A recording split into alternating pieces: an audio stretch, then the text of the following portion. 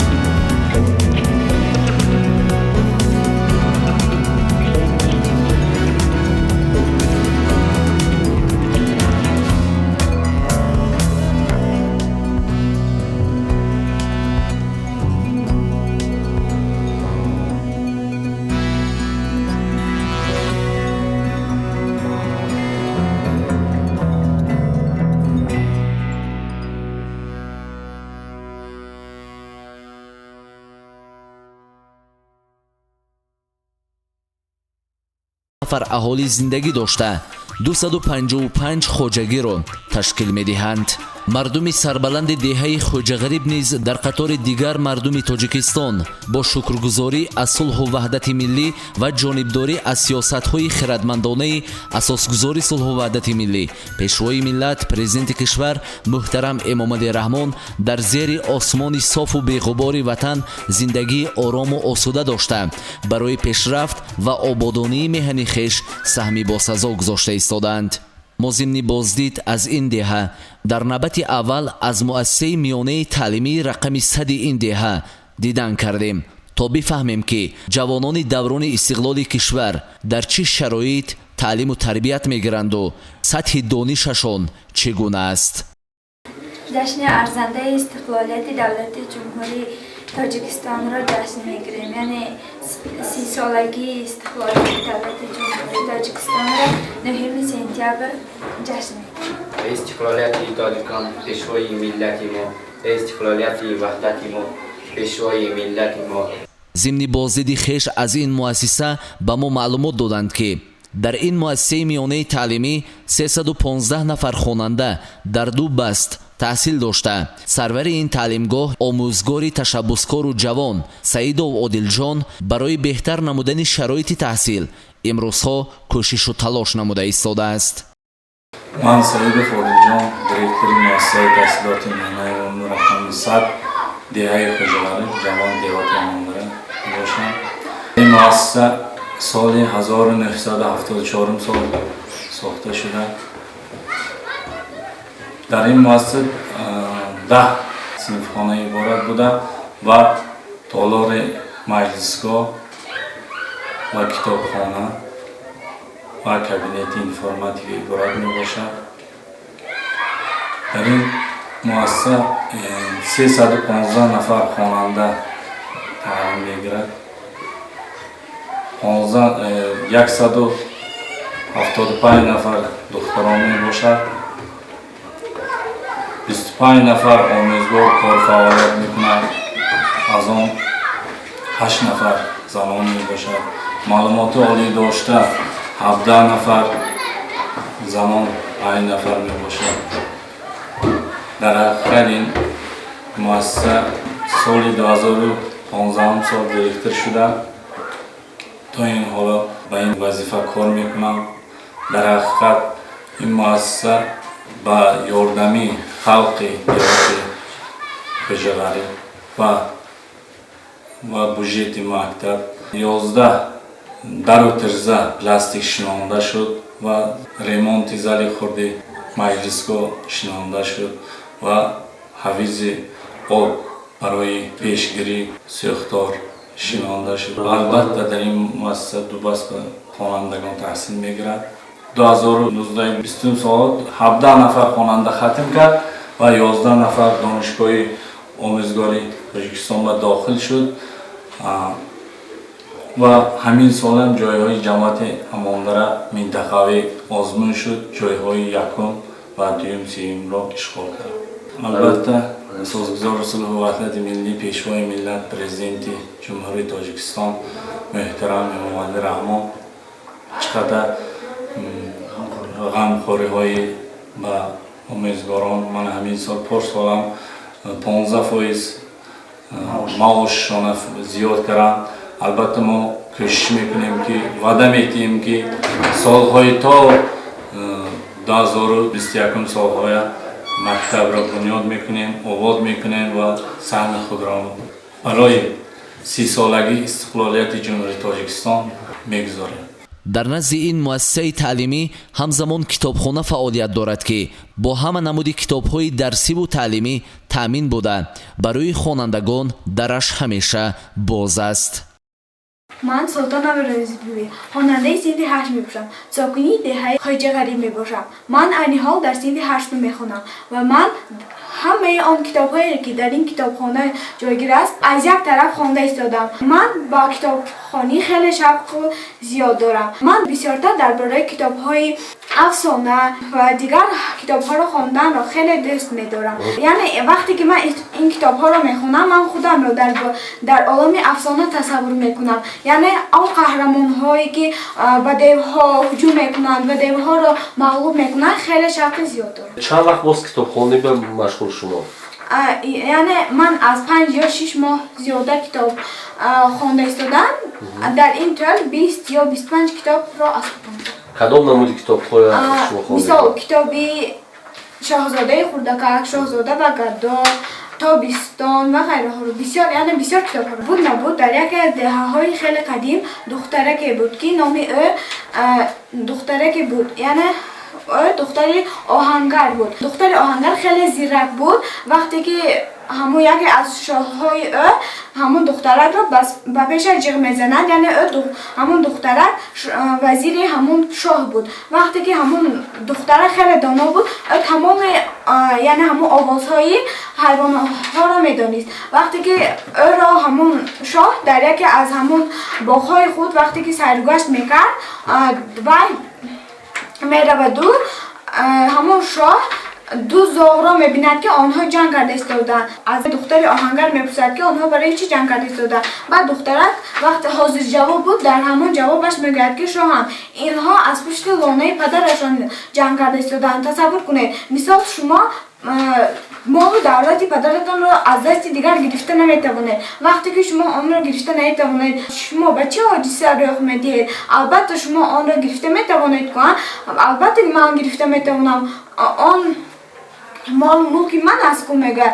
بعد با همین دخترک به خانه خودش میرود. وقتی که به خانه خودش میرود در همان زمانها یک دیو زندگی میکرد. وقتی که آن دیو این دخترک را میفهمد که آن خیلی دانای زیرک است، آن را دزدیده مانده میرود. همان شاه برابر همون دختری که دختری آهنگر بود و آن را دوست میداشت همون دخترک را. همان شاه نیز جسور خیلی جسور بود و این را فهمیده دخترک به نزد دیو میرود. با دیو خیلی یعنی 7 روز و 7 شب جنگ میکنند. وقتی که آنها جنگ کرده میشوند همان شاه دیو را مغلوب میکنند. وقتی که او مغلوب میکنند دیو را و کلاش را گرفته نمیشود. دیو میگه که ای شاهزاده من فهمیدم که تو خیلی مهربانی، من را نکش. میگه شاهزاده به دیو دلش میسوزد و آن را سر میدهد و با همین دختر آهنگر و شاه خیلی خرسندانه زندگی میکنند و با مملکت آمده 7 روز و 7 شب توی میدهند. ҳамзамон дар деҳаи хуҷағариби ҷамоати деҳоти Амондара фаъолияти бунгоҳи саломатӣ ба роҳ монда шудааст ки ҳамарӯза ба ниёзмандон ёрии аввалия расонида кормандони он дар ҳолатҳои зарурӣ ба беморон кӯмак мекунанд. фаъолияти ҳамин бунгоҳи хуҷағариб ташкил шуда ман ҳамин ҷо омадагиш 23 сол шуда. 23 сол боз кор мекунад. چند نفر کار میکنن؟ اینجا 3 کس کار میکنن. پیشتر 2 کس بود، حالا 3 کس کار میکنن.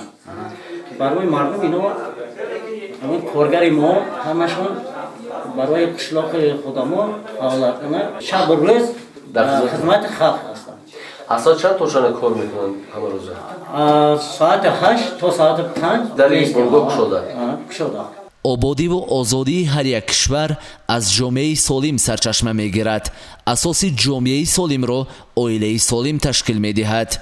бо ҳамин мақсад ҳам яке аз шартҳои озмуни тоҷикистон хонаи умеди мо ин оилаи бехтарин ё худ оилаи намунавӣ мебошад. дар деҳаи хуҷағариб оилаҳои муваффақу хушбахт хеле зиёданд. яке аз ин оилаҳо оилаи ҳоҷиев ҳоҷи раҳмонқул мебошад. мо дар ин сафари хеш тасмим гирифтем то аз ин оила низ боздид намуда бо сарваронаш каме атрофи оилаву оиладорӣ суҳбате анҷом бидиҳем. ман ҳоҷи раҳмонқул хоҷаев аз деҳаи хуҷағариб ҷамоати деҳоти Амондара ноҳияи Панҷакит ҳастам. падари азиз, мо хеле хушҳол ҳастем ки наза бо шумо дар суҳбат ҳастем. воқеан ҳам аз он ки мушоҳида мекунем оилаи шумо як оилаи ором аст, як оилаи тинҷ аст, осуда аст. албатта дар замони имрӯза на ҳама инсон, на ҳама шахс ин гуна фазои сулҳу ин гуна фазои оромро соҳиб шуда метавонад. яъне як оилаи хушбахт бунёд кардан ё ташкил кардан кори беҳад душвор аст. падари азиз, лутфан мегуфтед ки шумо чанд сол мешавад то ин ҷониб оиладор ҳастед ҳамроҳи ҳамсари худ? ман аз 1981 то имрӯз бо ҳамин муҳтарам барно турдӣ ва кати оиладор ҳастам. оилаи пешбурда шудам. шукри худо то имрӯз қариб 40 сол боз мо якҷо зиндагӣ мекунем. хуб, акнун биёд камак гузашта ёд кунем. ҳамсаре ки шумо интихоб кардед, имрӯз ки муддати 40 сол мешавад шумо бо ҳамсаратон якҷо зиндагӣ мекунед, оё интихоби худатон буд ё интихоби падару модар? чӣ тавр ҳамдигарро ёфтед? раҳмат, ин саволи ба маврид аст ки ман оиладор шуда ки вақтан падарам набуд, модарам набуд. ин вақта 24 сола 25 сола будам ки ин касам аз дига деҳаи шингаки ҷамоати деҳати хурни нигоҳ мекунам. ин кас дар ҳамин мактаб маълима шуда омадам ки манам ҳамин мактабда маълим будам.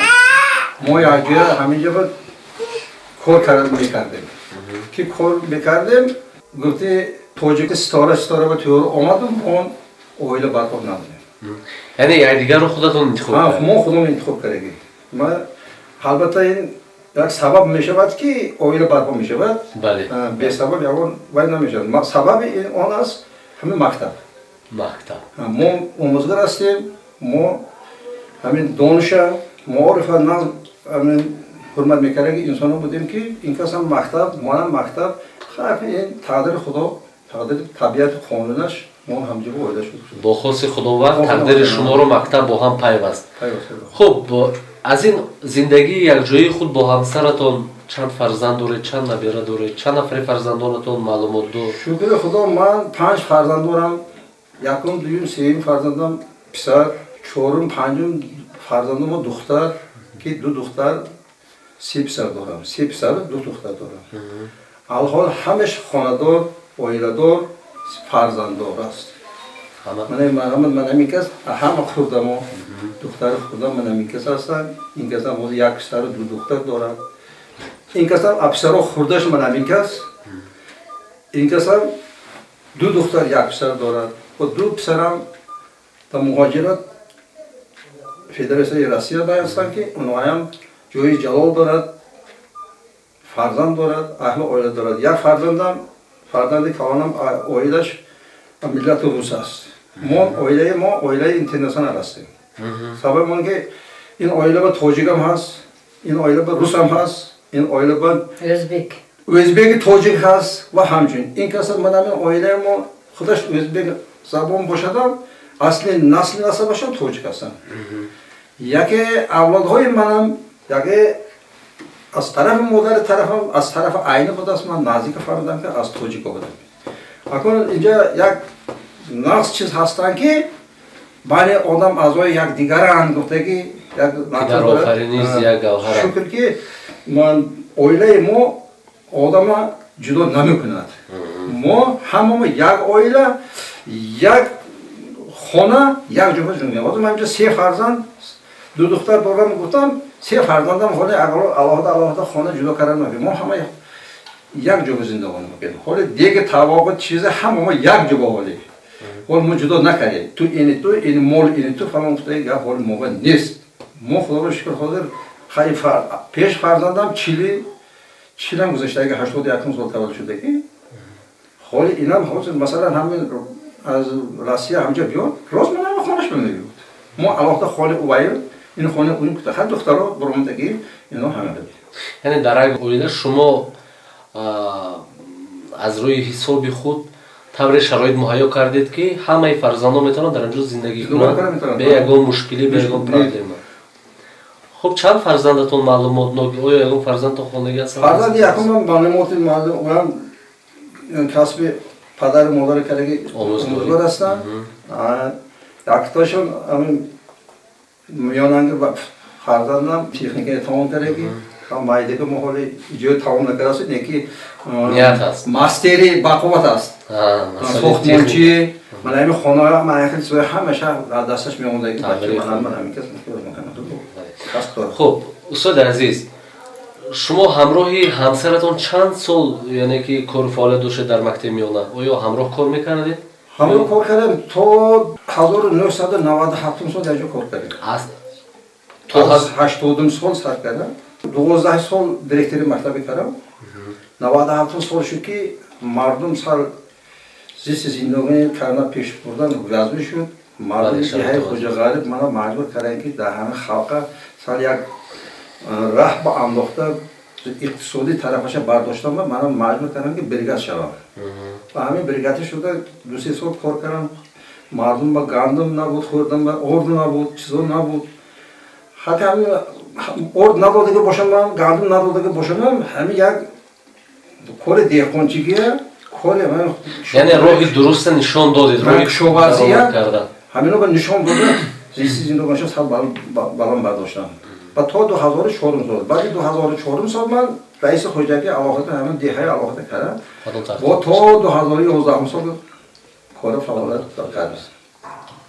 حاضر با چیکار شما مشغول؟ این حال تا 2015 تا 2019 سال کار بودیم سر متخصص کار بودیم تنظیم عنعنه و جشن مراسم دهه جماعت امانداره کار کردم تا 2019 بعد 2019 کارگزار جماعت دهات امانداره کار کردم شده. معلم عزیز شما رو به صحبت خوش آمدید میگیم می‌خواستیم خود رو برای تماشابینان عزیز معرفی می‌کردیم. من نامم برنو تردیه. معلم جان امروز شما از آن که در این آینه به حیث کلین اومدید یعنی از انتخاب استاد عزیز پشیمان نیستید؟ نه. چرا؟ همه خیلی همین کس زندگانی کردیم البته این کس خاراکترشون من میتونم من خاراکترم این کس و فقط آیله هم نقص تینج خدا بشکر یعنی آن چیزی که برای یک زن خوشبخت لازم است آیلتون برای شما تامین کردگی تمام شرایط از لحاظ اقتصادی اجتماعی معنوی برای شما مهیا کردگی از همین خاطر شما احساس پشیمان ندارید و خود رو خوشبخت می‌دونید. نه خوشبخت من. معلم عزیز اینجا صحبت ما درباره اصلا آیله داری می‌رود. من با شما یک سوال دارم. امروزها آیله‌های جوان هستند که زود از همدیگر جدا می‌شوند. سبب جدا شدن همین گونه آیله‌های جوان رو شما در چی می‌بینید؟ برای چه آیله‌ها زود از هم جدا می‌شوند؟ همین آیله‌های جدا شدگی من مثلا شنوام جدا زخم میشم.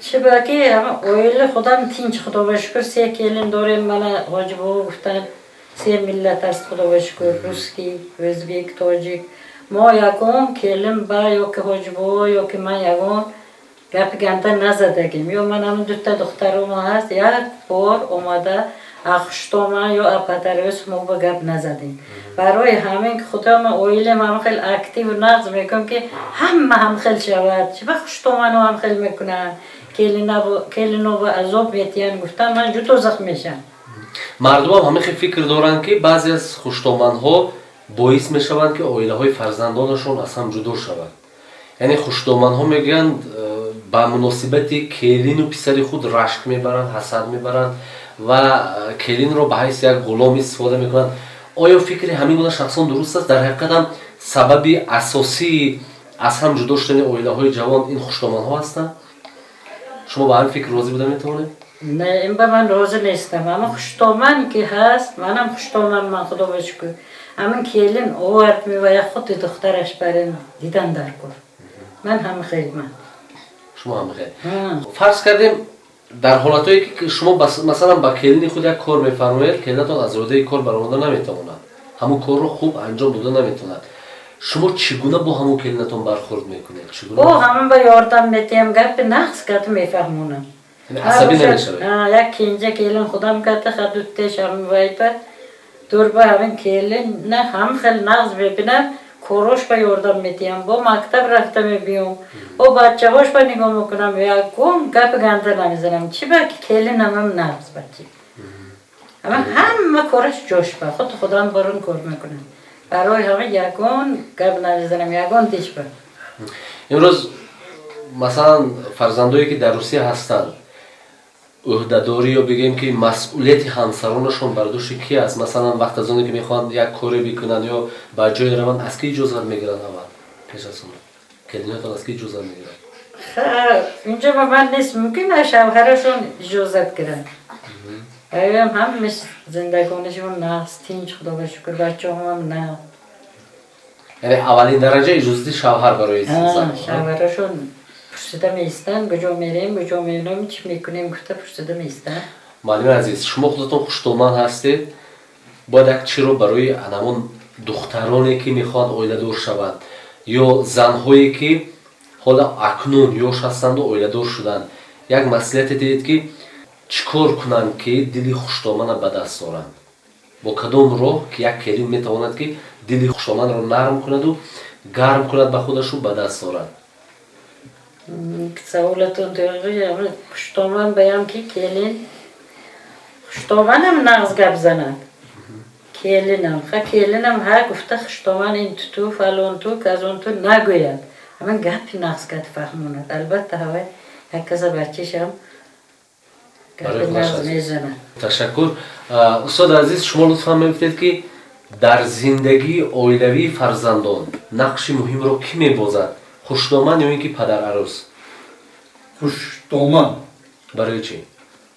من همطور سو میکنم که اویله پیش بردنش اویله بودگی فرزنده تربیهش از مردک زنک بسیارتر حصه دارد. سگ این اثبات طلب نمی کردگی حقیقت است این چیز. سبب اون است که مردک این سحر مثلا میخیزد کار میرد و کار دوبه میرد. همین زنک از همین گواره سر کرده تا اویله دار کردن به متصدی سر شخص همین زن هست. زن که اگر با تربیه باشد هوای اویله البته پیشرویست 100% میشد. هم دانش می‌آموزد، هم تربیه نافذ میشود، هم یعنی آداب و حقوق همه چیز وابستگی در زن است. من یک بسیار جواب من این نشستگی جواب هم سخن میتونم درباره زن. من هم تعریف میکنم که زن این عائله و یکم درجه میستادگی شخص است. نقش مهم بازد. نقش مهم میبازد. زن من انمی اوری اصل تصور میکنم که وای اوری اصل نشترش میزند نیکی فایده دارد. فایده دارد. بله. انا همین زن انا همین خیلی چیز است. اویله با انا همین خیلی چیز. چونکی بچه میزند یا نمیزند و وای تحت دل نمیزند. یک خطاب راه میتد. داخل زنکو خسال تنبیه میتد میزند. این همین نشر زدگیش انا همین بچه از من میگرده. همین مردکو یا خیلش از همین چیزا صرفا نمیرد. هر چی بود بچه می زد گفته همین زنش با تنبیه میتد یا میزند یا اینطور میکنه طرف کشی میکنه. بعد اما اویله سر ویران شده رفته میگه. اویله یک سکند به یک روز بعد 2 روز به یک ماه با ویران نمیشد. فرزند یک روز به 2 روز به تربیت ویران نمیشود. این وقتش کتی رفته میگه. امروز زن این طرف مردک این طرف شده رفته میگیره. بعد همین اویله سیکن فرزند تربیش از تربیه برونده رفته میگیره. بعد آخرش به رفته یا اول زنش سر میتید یا یک کس میزند یا یک کاری بد میکنه.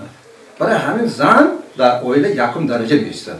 من شما همین خط دیگه آدم چی خیلی خواهد. استاد عزیز لطفاً میگفتید که شما از نگاه همچون مردی که 40 سال سابقه اویله داری دارید، یعنی تجربه اویله داری، از نگاه شما زن باید چگونه باشد تا اینکه مردش رو یعنی همیشه درباره خود نگاه داشته تواند، همیشه مردش او رو دوست داشته باشد، زن باید چگونه باشد و باید چیکار بکند؟ اون قرب نیمش سوالتان جواب دادم، لیکن زن باید که باسواد باشد، از همه چیز خبر داشتگی باشد. زنها مراسم کردن ممکن زن مرد که تو من اینطور میکنم تو اینطور کن، تو گرد زدگی باشه من میکنم تو همین بعد مقابل همین گپ نزن. من خطایی کردگی باشم مثلا زن اکبر من گفتم در مورد من ممکن همین تربیت فرزند مثلا خطایی کردم تو چیکن پیش فرزند من چیکن من پوچیده گویی تو این خیلی کاراست یا که این خطایی کرده باشد مردم گفتنش در پارتی تو همین خیلی کارش شینو من بچه برای همین نقل کردن خودش در کار مراسم کردن در پارتی بعد هم کار یعنی پیش میره. خب در حالتی می شود که معلم عزیز شوهرتون می آیند از کوچه خیلی عصبانی، قهرآلود، غضب‌آلود. این چیز این یعنی فعل بگیم در همه انسان دیده می شود. در همین گونه حالا شما چگونه مناسبت میکنید با شوهرتون؟ تو اینکه عصبانیتشون بیشتر نشود. چیکار میکنید اگرچه در این حالت دوباره شود؟ خیلی حالت با بیولوژی باید گپ نقص کتی گپ زدنم در کار. تا وقتی که آرام میشوند نه نمیپرسید که برای شما عصبی شدید، برای شما غمگین هستید، این گونه سوال‌ها نمیکنید؟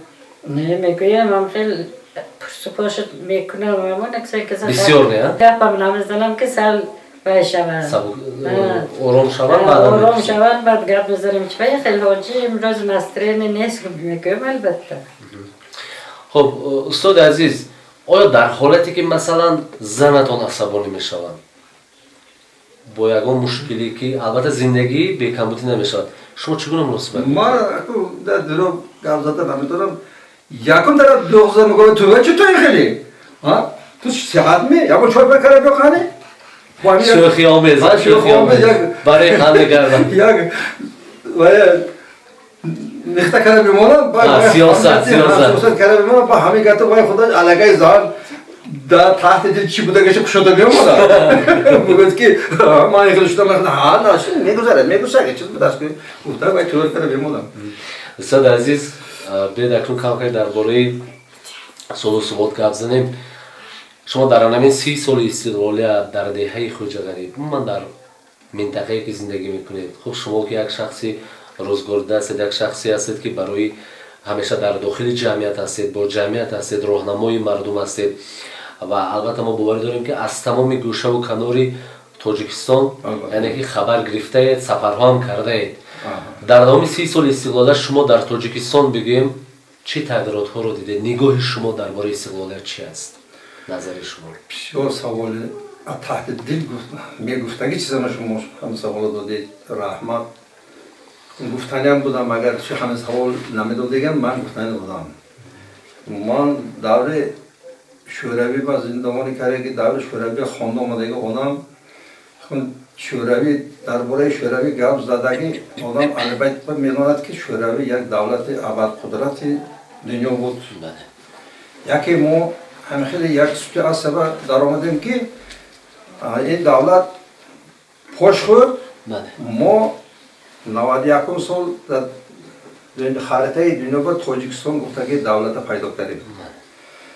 البته کلام دولت چی خیلی پیدا خیلی قبول کرده که باشد تاجیکستان بعد 93 سال یک وضعیت ناگوار با در آمده ما که ما هم همین دوره با چون که ما تیار نبودیم در این صحبت در این دوره با در این دولت با البته سال خودم گم کردیم کم مدت در 24 سال نه لیکن من 91 92 سال چقدر تبادلات شدن خواست مردم با این با آدم دولت پراکندن کردن تقسیم کردن شدن البته از یکم سر کردم من مقابل عدم چیز بودم که دولت قانونی دولت حرمت کردم قانونی دولت بله بله این 91 سال 90 تا 92 سال چند آدم رهبر شدن گذاشتن همه رحمان نبی شدن خدا رحمت کند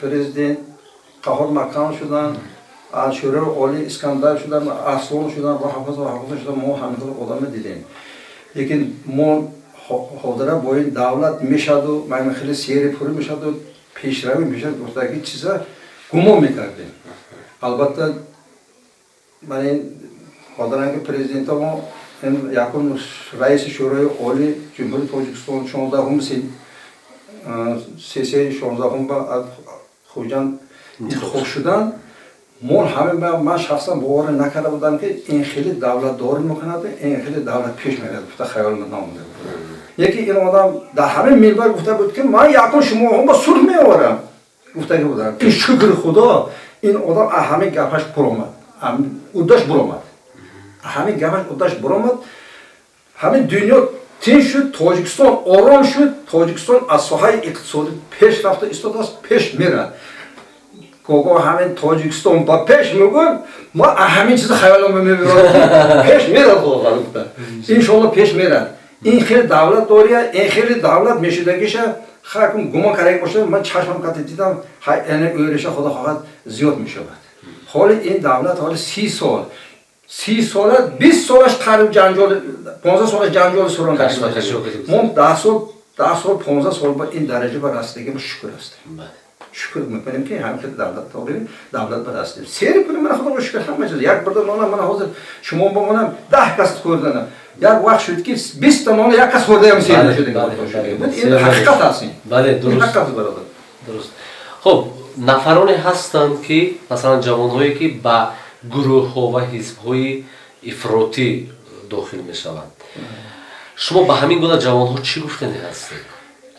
همین دولت داری انا همین خیلی فتنه‌کاری بدبختی انا همین دولت پشت به تور میزند همین این حال من همین مطبوعات من اینترنت من همین خیلی چیزا بسیار همین خطرناک است سامانه‌های اجتماعی خطرناک است که جاخل جوانا یک بازی کرده تلفن بازی کرده اینترنت بازی کرده یک ساحه درآمده میرد و همین ساحه کته رفته همین گم شده رفته استوزه یا دولت با خیانت کرده استوزه یا خیانت کاری با شروع کراس این چیز بسیار همین بد چیز است که همین دولت با زیان دارد نکردن در کار مثلا من سوریه رفته است من روسیه رفتم من مردم خودمو یا خیلی حزبچه ها با شروع کراس یا که اعضا میشد یا مبلغ طلب کراس یا مبلغ میتن من همین چیزا با دست کشیدن در کار جوانو همین چیز با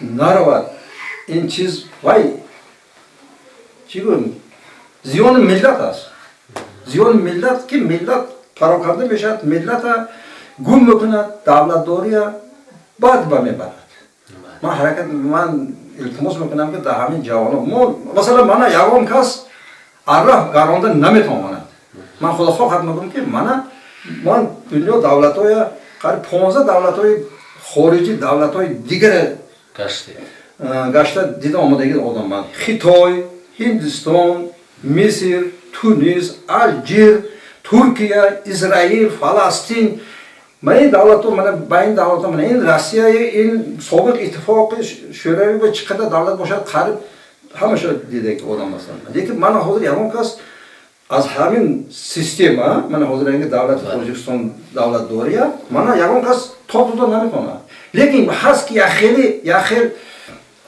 دانشی پاست یا فهمیشی پاست ناسیس میگوید که ملتچی ها هست اینا مثلا یا خیلی آدم دیگر کوچه ها در آوردن با ممکن لیکن من خواهد یکم کس من اویله من با این آدم کویله من میخواد آدم یکم دولت زیان دولت با پامونده نمیکنم سلامت باشید من حاجی واسکر رحمانقلویچ من شو اویلانın فرزندی من Хуҷағариб qishloqda yashayman mani otam mana shuncha yoshlardan davlat ishlarida ishlab o'tganlar onam ham muallimalar man shundan faxrlanaman kattadan katta rahmat ganishni mana shu dadamizdek borliklari uchun mana shu kunlarga yetdik. Xudoga shukr, onamiz, ota-onamiz orqasidan bugun hammasi tinch. Men Xo'jayeva Hilola. Xuҷағариб qishloqda yashayman. Men ota-onamga rahmat. Shundoq katta qilishdi. Mani ota-onam mana halol mehnat bilan katta qilishdi. Men ham shu farzandlarimni katta qilib, ota-onamdan bo'lishini xohlayman. Vatanga xizmat qilishini xohlayman. Mani peshonamizga shu ota-onam sog' bo'lsinlar. Rahmat shularga bizani shunaqa qilib yetishtirishganiga rahmat deyman. این اویله را در دهه خوجغریب یکی از اویله های خوشبخت و موفق می نامند. در حقیقت هم درست است، زیرا سرور این اویله حاجیف حاجی رحمان قول در پیشرفت جامعه علل خصوص سطح زندگی مردم دهه خوجغریب نقش مهم را می بازد. با هر نفری که در این دهه اطراف کار و فعالیت و خصلت و رفتار این مرد شریف پرسان شدیم، با ما گفتند که پیوسته در خدمت خلق و وطن هست و به نیازمندان همیشه دست کمک دراز می کند.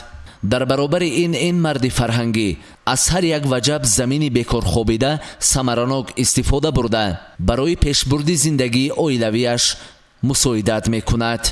ما با مقصد آشنایی پیدا کردن با سمت فعالیت این دهقانی ورزیده راه پیش گرفتیم به سوی کشتزاری که دورتر از مرکز دهه در مسافه 3.5-4 کیلومتر قرار داشته. از حساب زمین های بیکار خوابیده در حجم 30 گکتار بنیاد کرده شده است. حاضر جایی که ما شما قرار داریم این حدودی باغ شما است. حدودی زمین شما چقدر چند حصه زمین رو شما در اختیار دارید در اینجا؟ عموما همش 30 گکتار زمین. اشغال مقام کاری ما در درنش 50 ساتقش باغ ها؟ برای این باغتان چند نمود نهال شنون داشتید؟ 3 نمود نهال دارم. کدام نمود ها؟ بسیارترش سیب، زردالو، بعد شفتالو. با کمک همین تا غیر دورن باغ بیرون همین مرزه ها با دورن جواب لب جواب یک 40-50 تا چون باغ هم هست. شماره عمومی درخت‌ها چقدر؟ شماره درخت‌ها اگر سایه افکن و میوه‌ناک و اینا همش قریب 800 دانه هست. 800 بیخ. 800 بیخ نهال شده. چند مدت است که این باغ رو شما تشکیل کردید؟ این سال گذشته تشکیل کرده بودیم. خدا امسال دویم سال است. دویم سال رفت است. خب اینجا می‌بینیم که غیر از درخت دیگر موادهای هم دیگر محصولات کشاورزی شما کشت کردید. خب چند نمودی محصول دارید؟ من اینجا کارتوشک 808 گ علف 8 سوتیق کارتوشک خوردیم. شاید من حاضر کندم ممکن یک بعد یک ماه بودم 10-15 روز به کندم ممکن چون که ماهی فوریه با کارده بودم. بعد همش قایدگی است. امنیت اوزقواری ان شاء الله اجرا میشه. بعد علف، بعد من جو، بعد گندم، زغیر، نخود، این خیلی چیزا همش خورده شده کرده. آینده با باز چی کشت کردن میخوای شما؟ آینده خدا خواهد بسیارتر من با همینجا با آبی بسیارتر میشه. آب از زیادتر میکنیم و بسیارتر کاتشکه میکنیم. دیگر زمینای من همین بیکار خوابیدگی وای میکنیم چی؟ لوبیا بسیارتر همش کارتوشکا، بعد پامیدور، من خیلی چیزای کاردن نقشه دارم.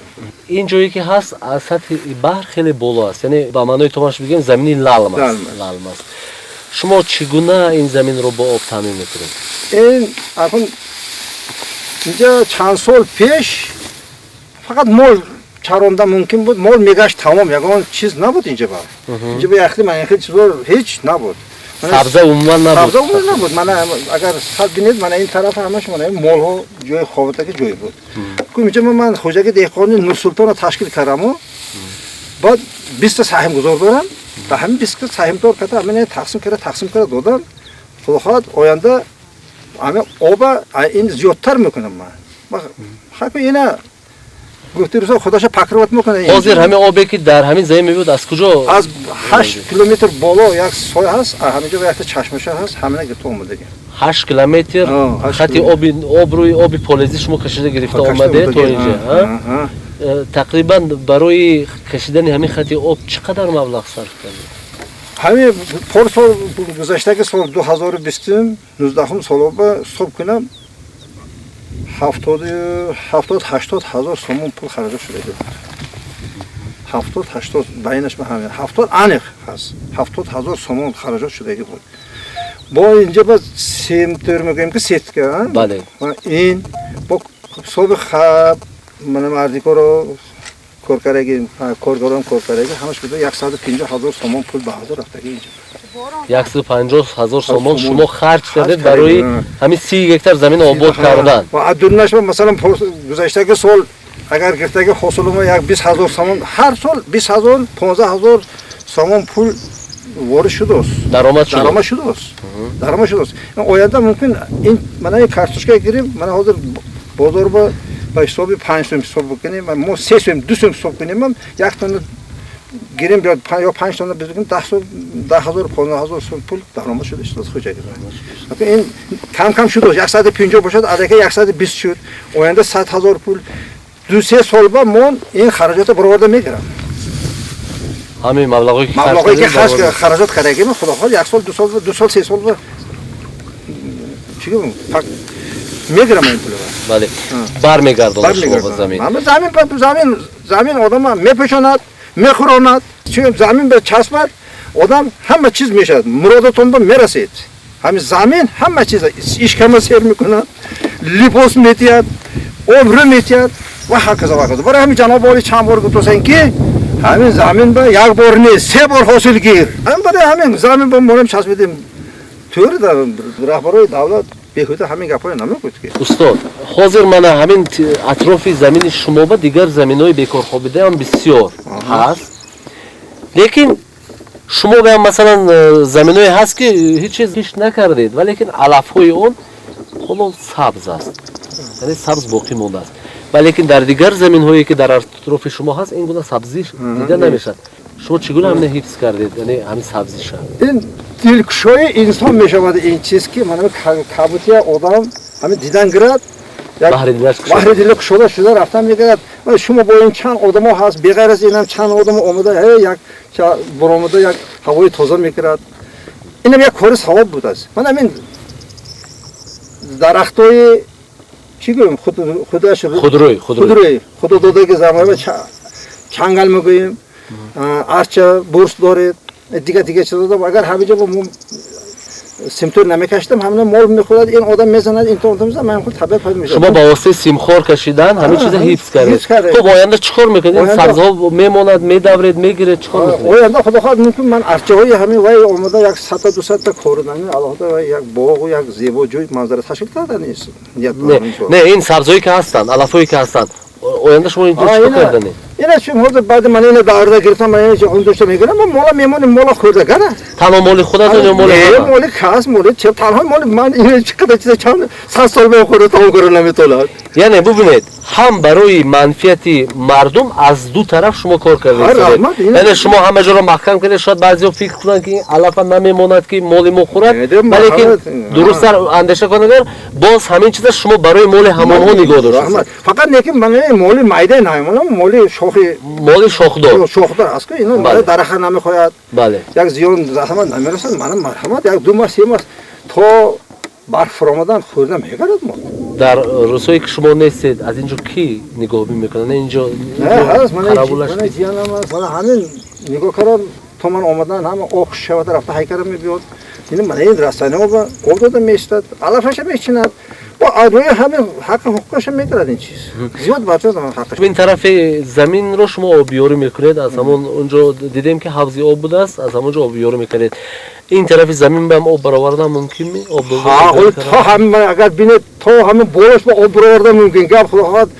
نمریم عمر دودگی باشد خدا خواهد پسرو من راستی با کار کرده شده اینجا بگم کارشون گنده نی همش اول خدا دیمی پشت همین بچه‌ها همین همین چیزا مثلا 170 80 200 هزار سوم پول من با کی میتاد این حال من بانک نگرفتم دیگه جا نگرفتم پول مبلغ خودم یکی ان شاء الله اینو با سرا گپ من نمیبرد باید مبلغ گیریم باشه ما پایگار اومدم میگیرم با گفتید که اینجا یک جای استراحتی کردن ان شاء الله نیت هست من اونجا دیدم یک تا کاپاچه کردم اپا این سرشویش یک تا 100 متر 200 متر هاوس کرده آب آورده ریزانده یک جای کردن نیت دارم ما و شما کمک پیشتر صحبت کردیم در موردی شما گفتید که از سرگذشتتون قصه کردید از اون که هندوستان رفتید و اطراف شهرهای هندوستان و اطراف وطن از زمان قصه کردید کمک میخواستیم یادآوری کنید فرقیت وطن ما از دیگر کشورها در چی است وطن این یک مقدس چیز است مقدس چیز مقدسش همین که همین جناب عالی گفته بودن که همین دوست داشتن وطن از زادگاه خود خیش آغاز می‌یابد این کی اگر وطنش دوست داشته باشد مثلا من تاجیکستان دوست می‌دارم اول من همینجا سر کردم در کار از دهه خودم از دهه خودم منزل خودم سر کردم در کار که همینجا آباد کرده رفتن گرفتم در کار بعد این وطنداری و وطن دوست داشته حساب میشه همین ایستاده این ایستاده هی فلان دولت فلان این هر کس وجدان دارد می وطن خودش دوست داشته در کار برای همین من وطنم سر میکنم من کجا رفتگی باشم کدام دولت رفتگی باشم هست یک دولت‌های پیش رفت دولت ها رفتن مثلا هندوستان، خیتای، ترکیه، اسرائیل، فلسطین خیلی دولت کم مقال باشدم، تونس، الجیر این دولت ها مثلا من سعودی عربستان رو دوبار شده که من و دیگه دولت ها من شدم که کجا رفته که باشم البته من وطن خودم یاد میکنم که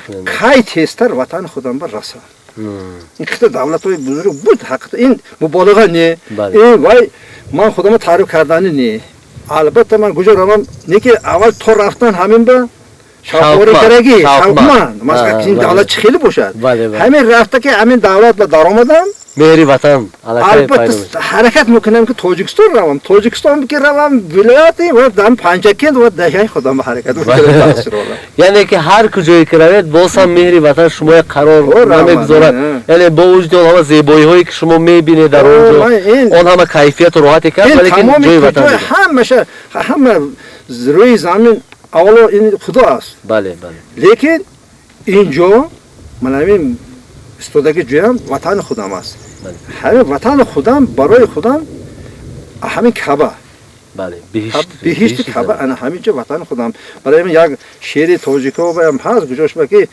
همین کعبه رفتن چی حاجت دارد که وطن خودت اول بین که همین وطن خودت وطن خودت اول کعبه داشتگی دولت من این خیلی آباد شدن وطن خود آباد کردن هر یک مردی تاجیکستان فرض است بله باید که هر یک نفر وطن خود رو آباد کند شطوره که البته در آمدن دیدیم راه ها خیلی دشوار گذر است خیلی وزن است این راه ها رو کی ساخته است این راه 1987 سال به بالا به گیالوگا شوه کار کرد یک چیز در کار شد همین کار آمده کارشان اجرا کردن دولت پراکنده شد دور اتفاق سویده بود پراکنده شد بعد از همین راه ماندگی بود راه ها سیل گرفته رفتگی سنگ فرمودگی و هکذا بوده گشته نمیشد اومد ماشین آمده نمیده نه من خرکه آمدن وای کردم من از شما چه که شما خودم ماشین من کتم اومده ماشین کتم اومده ما اینجا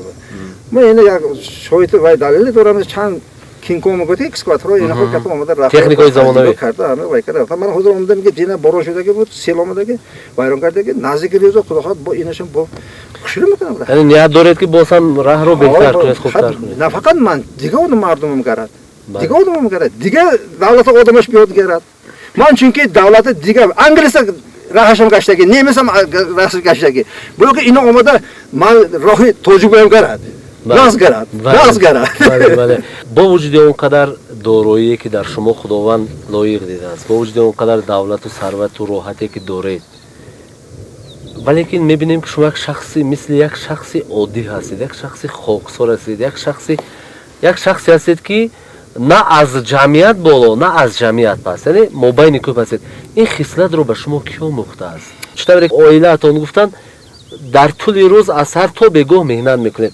Ин хислату ин рафторро шумо аз ки омӯхтед? шукр раҳмат. Ин ба маврид савол. Ин барои худам ман гуфтам ки ин чиза барои худам боша. Ман ҳақиқатан 4 сум пулам хурда харом ҳоли мана 65 ба 10 сол 90 ба мерасад. Леки аз инсон як чиз монданаш дар кор бародар. Аз инсон вай одам ҳаст, инсон ҳаст. аз инсон як чизи нағз монданаш дар кор. Ё боғ монад, ё раҳ монад, ё мадраса монад, ё мактаб монад, ё ини он. Баъд вай одам як нишон бояд монад. Як нишон бояд. Вай одам баъд инсон ҳисоб мешавад. барои ҳамин мегӯяд ки одам бисёр инсон кам. инсон шудан барои барои инсон одам бисёр одам кам. ҳамин одам инсон шудан мушкилтар аст. барои ҳамин ман як кор кардам ки баъди ман мурда равам, баъди фарзандо, баъди ҷамъият, баъди чандҳо одамҳо монад ҳамин чиз. биёд ҳаминҷо бихӯрад, нон дошта. яъне мақсади шумо, ин хоксории шумо ин аст ки ба дигарон ҳамеша кӯмак кардан дар кор. моам аз мо боин як чиз ба як ёвай кунад, шурӯъ кунад як кор. Хуб, устод азиз, ҳамин тарбият аз ки ба шумо расид? Масалан, агарчи шояд нафаре ба шумо ҳамин тарбиятро намедошт, шояд шумо ин гуна набудед. Яъне ин тарбияро шумо аз ки гирифтед? Аз падар, аз модар, аз нафари дигар? албатта ҳар чиза аз падарам модар одам мегираду. лекин ман медонед 20 солаги будам, ба падар модар набуд. ман ба 20 солаги вақтам ба ҳоли 20 солаги одам ин қата ҷамъията дунёя халқи ин вақт намедонаст. ман ҳамин 20 сола будам ки падарам набуд, модарам набуд. ман худам ҳамин оиладору ва ҳоказо ман худам вай кардам ки мана тарбия караги падар модар бошад, мана тарбия караги ҷамъият аст.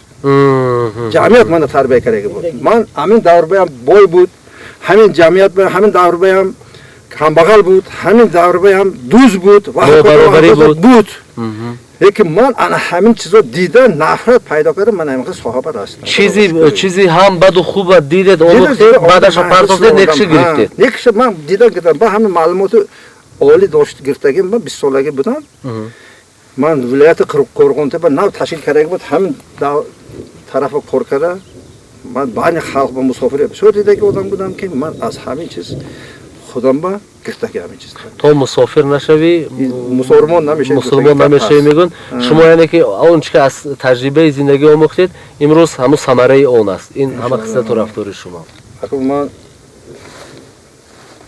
тамом аҳли тоҷикистониён ба тамом деҳаи худам ё мани ноҳияи худам ва шахсан пешвои миллат, асосгузори сулҳи ваҳдати миллӣ, президенти ҷумҳурии Тоҷикистон ба Эмомали Раҳмон, ба раиси вилоят Раҷаббой Аҳмадзода, ба раиси ноҳияи Панҷакент Абдухолиқзода миннатдорам баён мекунам ки ҳави кишоварзон ба як роҳи ва қонунҳои фоида мекардагӣ бароварда додагӣ. ҳамин баровардаги кишоварзон ба баровардаги қонунҳош ҳамаш барои халқ, манфаати халқ аст. ва дигар гап ҳамин ки ман зодаи ҷумҳурии Тоҷикистон ҳастам. ҳамин худам миллатам ӯзбек замон ҳастам. лекин ҳамин худам ҳамин қадри думоқам чоқ ки ман дар ҳамин дероҳаба ҳамин территория ҳамин Тоҷикистонба таваллуд шудам. ифтихор мекунам ки ман тоҷикистониён ҳастам. ҳамин Тоҷикистон бо ин ҷой ман барои ман як муқаддас аст. бародар модар бо ин модар баробар аст. дар баробари аз худ кардани заминҳои бекорхобида ва ба киштзор табдил додани он, ҳоҷиев ҳоҷи раҳмонқул аз ҳар як ваҷаби замини назди ҳавлигиаш самаранок истифода намуда, дар он низ маҳсулотҳои гуногуни кишоварзиро кишт намудааст. мана инҷаба 6 сотиқ замини назди ҳавлига аст. аз ҳамин мана шумо дида истодагед, аз ҳамин 3 сотиқаша картошка коре, 1 сотиқаш манами помидор, 1 сотиқаш болгар мегӯем ку болгар. ҳамин бо 1 сотиқаш дигар сабзавотҳо, дигар сабзавотҳо ман харбуза намекисо. Бо кишти чи кум хӯроки чорводорӣ. Ман намекисо ҳамеша павай тақсим караги, нақша тақсим караги. Мана ин ангур, мана масалан ва ҳама чиза ҳамин арои нақша тақсим караги ҳар сол намекисо. Фақат ҷояш ивоз мешавад, не ки ҳамин чена шудагаш ҳама хел мешавад. 3 соат картошка инсон мумкин инҷо мешавад.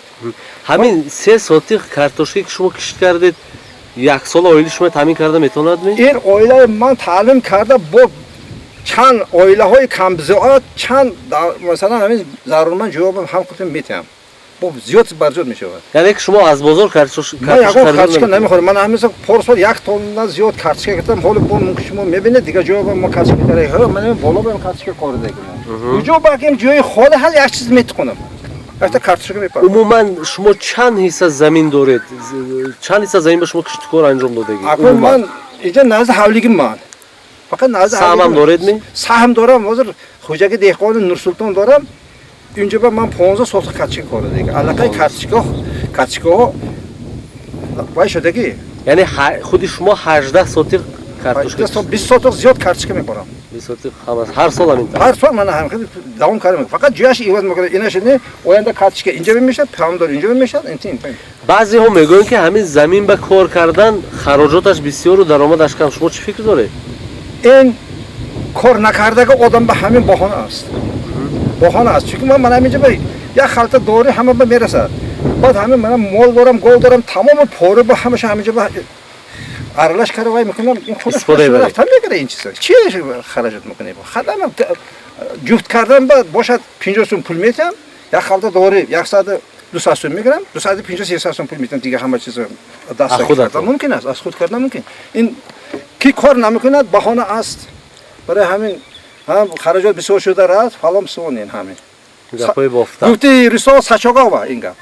дар баробари соҳибкорон ва шахсони ташаббускор мардуми деҳаи Хуҷағариб барои таъминоти худ бо оби нӯшокӣ хати оби нӯшокиро ба истифода додаанд. ман Абдҷаббор раиси маҳаллаи деҳаи Хуҷағариб. дар деҳаи шумо чӣ қадар аҳоли зиндагӣ доред? дар деҳаи мон 1,000 ҷота аҳолии зиндагӣ ки 300 хӯрдагӣ.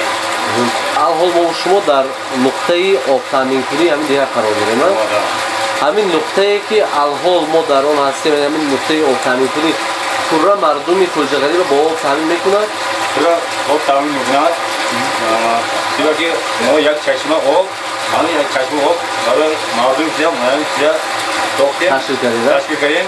бо дастгирии ки? бо дастгирии дута фойкуи бача, сайфилою маъсул бутага бача бо ташкили ҳамино.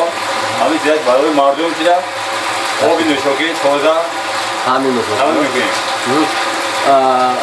барои сохтани ҳамин иншоот чӣ қадар маблағ сарф шудааст? ҳар як 20,000 зиёдтар. 20,000 сомонӣ зиёдтар сарф шудааст. дута точка сохтем, дар як инҷа 16 та ва 8 та дута амқилем ва ғайр аз ин боз як точкаи нуқтаи дигар аст. бо як аст. хуб, дар ҳамин давоми 30 соли истиқлолия дар деҳаи Хуҷағариб чӣ тағйиротҳо шуд? хайр раҳмат. деҳаи Хуҷағариб бо зиёд набошад камгап тағйироти шуда омад. вақташба равобат анча вайми буд. раҳат ёр кардем. як спортзали вай сохтем, майдекем варзишгоҳ майдек. бо кардем, поёма якта бо ачоргоҳ вай кардем. инан фойко як ислом бутага бача. кӯба боғо сохтаги мардум. яъне заминои бекорхобидаро шумо дубора киштгардон каростед? ҳамин заминои бекорхобида вай буд, бекор буд. обкати таъмин каростед? обкати таъмин. ин обе ки алҳол аз ин нуқта меравад танҳо барои оби нӯшокӣ аст ё фолизам истифода мекунанд? не, фолизи не. ҳамин ҳавлиш ко бошад агар нӯшокӣ ҳар вақташ кешад ки об бекор мешад ки ҳамин вақто об мардум ҳавлиш ко барои кори зешбарои дарахташ истифода мебарад. вақтҳои зарури ва об бекор мешад ки соати таъминоти об бемаҳдуд ми, белимит ми ё лимит дорад? не, лимит надорад. белимит 24 худаш муросо караги. лимит надорад. пешвои миллато муаддаби миллат имомали раҳмон ин каса раҳмат мегӯем, чунки тоҷикистоно мони ватани мо обод шуд, миллат мо обод шуд. نفقط شغل منوات رایوان پنجگیر رئیس شهر با رئیس ولایت احمد زاده همه شما تشکر زحمت میگیریم که تاجیکستان ما آباد شد ما دستگیری میکنن. дар ҳақиқат ҳар як фарде ки ватани худро дӯст медораду ба қадри ҳар як ваҷаб хоки кишвари худ мерасад пайваста кӯшиш менамояд бо иқдоми бунёдкоронаи хеш барои ободии меҳани худ саҳми босазои худро гузошта аз худ ном ва амали некро боқӣ гузорад. бинобар ин ҳам ҳар яки моро зарур аст барои ободии ватани худ пайваста камари ҳиммат баста бо анҷом додани амалҳои бунёдкоронаамон барои боз ҳам баланд бардоштани сатҳи зиндагии мардум аз лиҳози иқтисодиву иҷтимоӣ иқдомҳои наҷибро бояд анҷом бидиҳем. ин буд барномаи навбатии тоҷикистон хонаи умеди мо аз ҳудуди ҷамоати деҳоти Амондара деҳаи Хуҷағариб. боздиди мо аз ҷамоати деҳоти Амондара идома дорад.